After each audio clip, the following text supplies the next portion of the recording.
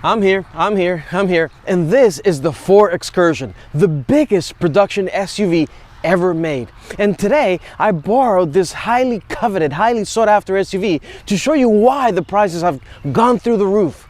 After that, I will show you some of my favorite features. I'll take it for a drive and give you some driving impressions. And then in the end, I'm going to show you what to look for if you are planning to buy one of these.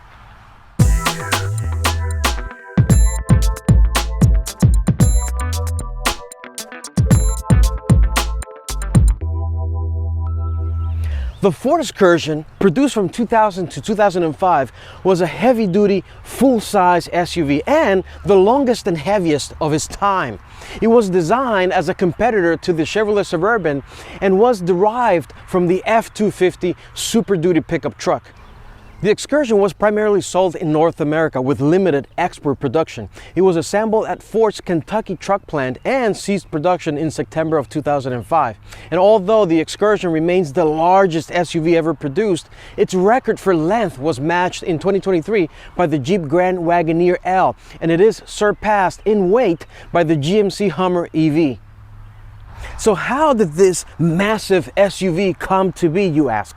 Well, in 1973, General Motors redesigned the Suburban utility wagon, adding a fourth passenger door to compete directly against the international Harvester Travelall. When the Travelall was discontinued in 1975, the Suburban became the only wagon-style full-size SUV. So in 1978, Ford released the second generation Bronco based on the F-100 pickup truck to compete with the Chevrolet K5 Blazer and the Dodge Ram Charger. During the 1980s and 90s, Ford offered a four-door version of the Bronco on a special order basis. Then, in 1997, Ford replaced the Bronco with a five-door Expedition in response to a declining demand for three-door SUVs. I had a green Expedition myself, great truck. Then in '99, Ford developed the Excursion SUV based on the F-250, F-350 Super Duty pickup truck to compete with the Suburban 2500. Throughout its production, the Ford Excursion offered a range of different engine variants, including gasoline and diesel variants. The standard gasoline engine was a 5.4 Triton V8 with a 6.8 Triton V10 available as an optional upgrade. Initially, the optional diesel engine was the 7.3 stroker Power Stroke engine produced by Navistar. However, in '03, a new 6.0 diesel V8, also produced by Navistar, was offered. All the engines were paired with a 4-speed automatic, the 4R100, used in all the engines except for the 6-cylinder diesel engine, which had a 5-speed 5R100W transmission.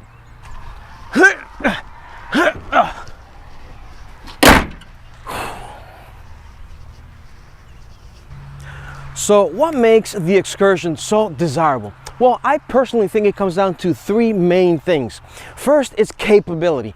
These remarkable trucks, when equipped with the V10 or the diesel engines, can tow up to 11,000 pounds.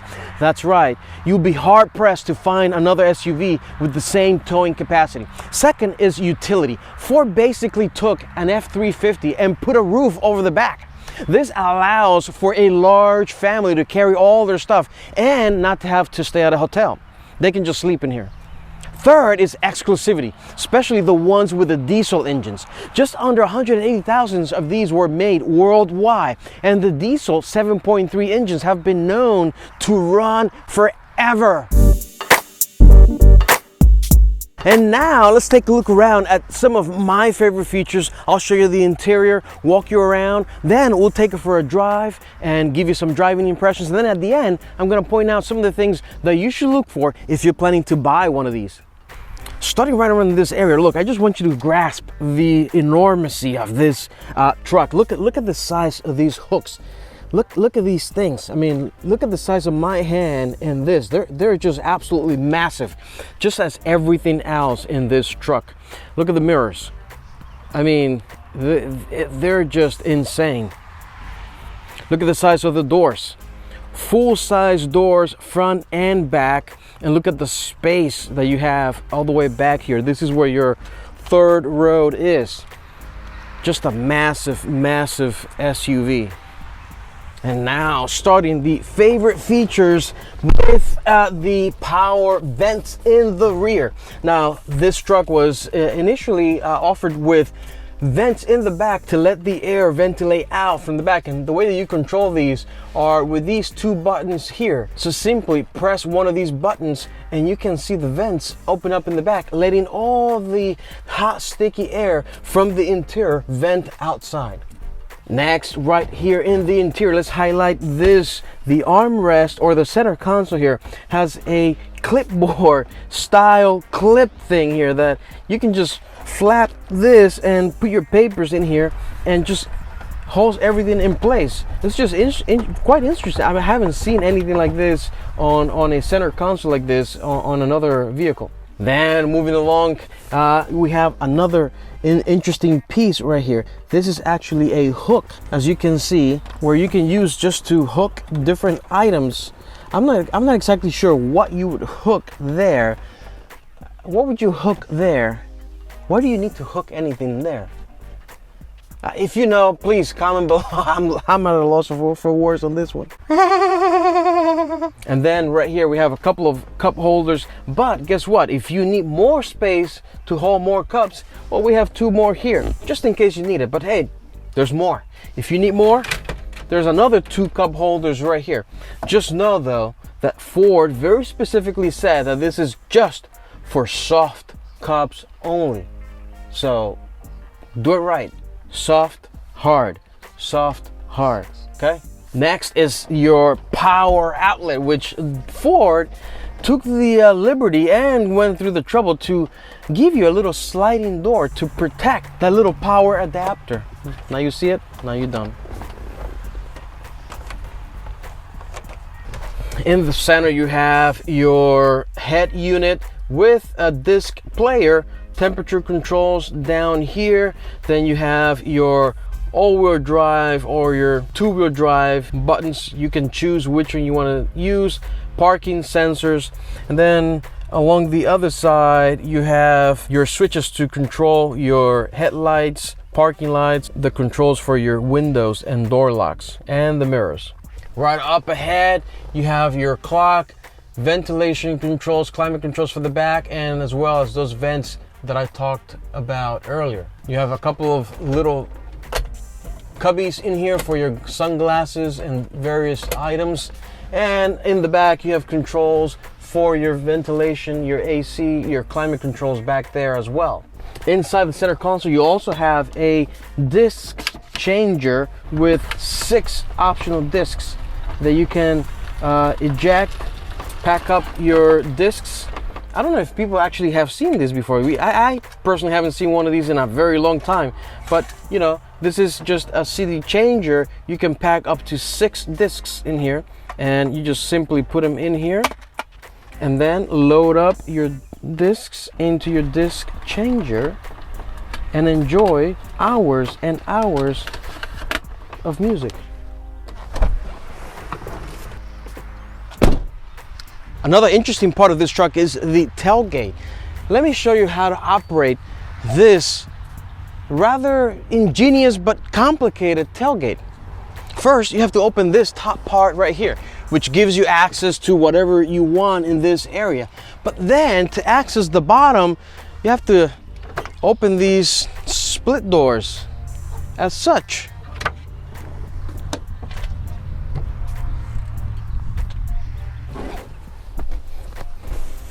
Now just take a look at the sheer size and space of this storage area or cargo area, even with the third road up. My understanding is that these doors were designed this way to allow you to access the cargo area even while towing a trailer or whatever. And then if you were towing a trailer, well, you may have your hitch here, so it may be difficult for you to have, you know, one of these tailgates that flips down, right? So what they did instead was they just created these split doors that open as such. Now everything in this truck is incredibly heavy, and it feels very heavy, except these doors. They are ever so light. And lastly, allow me to highlight the Ford keypad entry. This innovative system Ford came out with in the 80s was just a revelation. The way that it works is that you can pre-program a code that you can enter to access the vehicle, even without your key. And then also there's a preset that you can hit 2 buttons to lock the vehicle, even without the key. It's excellent. And that concludes my favorite features. So now, my favorite part, let's go for a drive.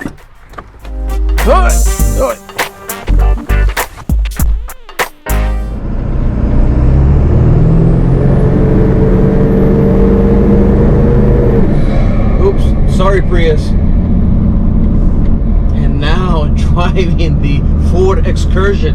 Man, you feel like you're driving something with power when you're driving one of these things. Spacious in here, very, very comfortable. Ford seats are like the couch at your house. You're gonna be comfortable in here no matter what. A lot of adjustability on this seat. This one has the lift suspension, so it's been lifted about 3 or 4 inches. So you ride a little bit higher. You feel like you're driving, a commercial truck in this thing, right? You got the diesel 7.3 liter engine on this one, and man, I'm a car guy, so for me the turbo sounds. Gotta love it, just gotta love it, man. I'm inside of a Tonka truck. I'm living my childhood dreams. So I tend to agree with the people that say that these are very comfortable on long journeys. I wouldn't see a problem, driving, 2,000-3,000 miles in this truck. You have plenty of space, plenty of adjustability, visibility is great. You're towering over everybody. So now, although the power that I'm expressing in these trucks is quite different, right? Because it's not sports car power, it is more truck power, which are two very different things.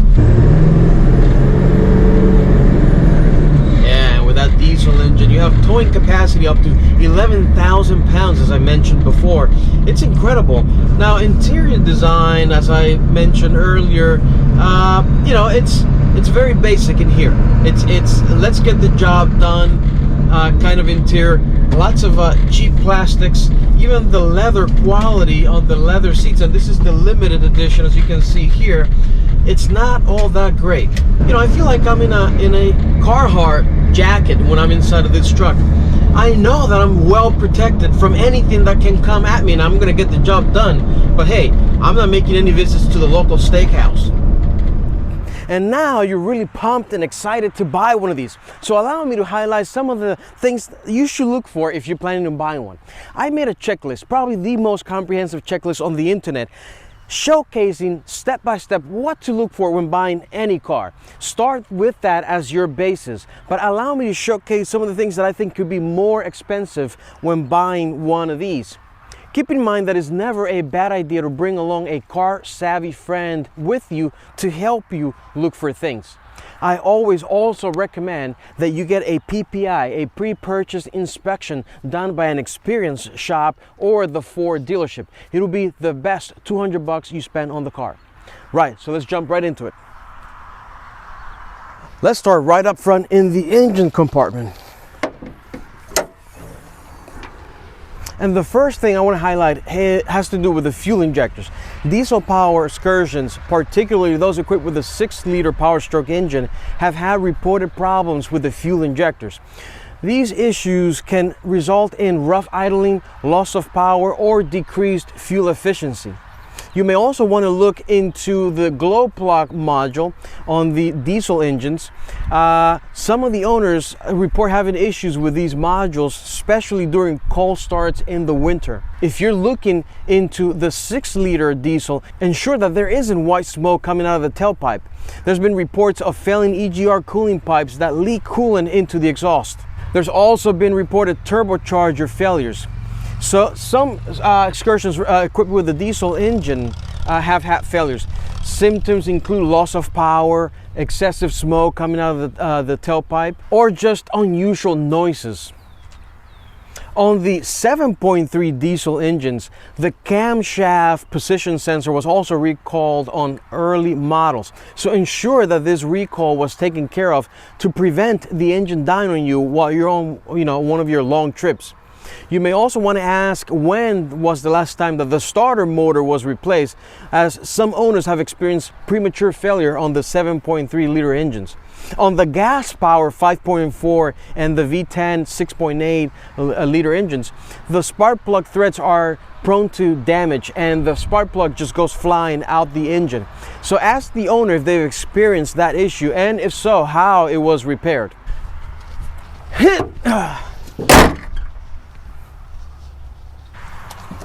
Next item I want to highlight is right down here, and it has to do with your transmission. Some Excursions have experienced transmission problems, such as shifting delays, slipping, or failure. Regular maintenance and fluid changes can help mitigate some of these issues. While test driving the vehicle, make sure that the transmission operates properly and that the overdrive light isn't flashing, as that's an indication of a blown fuse or an issue with the solenoid. And while I'm down here, I want to highlight suspension component issues. Some owners have reported issues with worn out ball joints, control arms, and sway bar links, leading to poor handling and a rough ride. So make sure that you check for those suspension components as you are doing your test drive. I'm gonna stay right here and also point out issues with your steering and your brake system. Some owners have reported issues with power steering leaks, worn out steering components, and brake system malfunctions. Regular inspections and maintenance can help identify and address these problems before they become major concerns. So make sure you talk to the current owner and understand the history of the maintenance of the vehicle and how it feels during your test drive. The next item I want you to look into is rust in the body panels and in the subframe. Excursions, due to their weight and size, are prone to develop rust in certain areas, especially those that come in contact with the road. Proper maintenance and care can help with rust prevention, but what I want you to do is look inside the doors and look at the rocker panels down here and examine these areas all around. Look for signs of rust bubbling up in these areas, as that is usually where they rust. Also, get underneath and look at the subframe.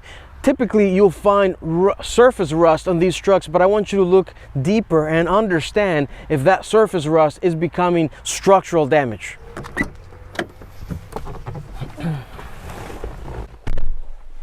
Last but not least, I want to talk about electrical gremlins. Some Excursions have experienced electrical issues, including malfunctioning of your power windows, door locks, or the climate control system.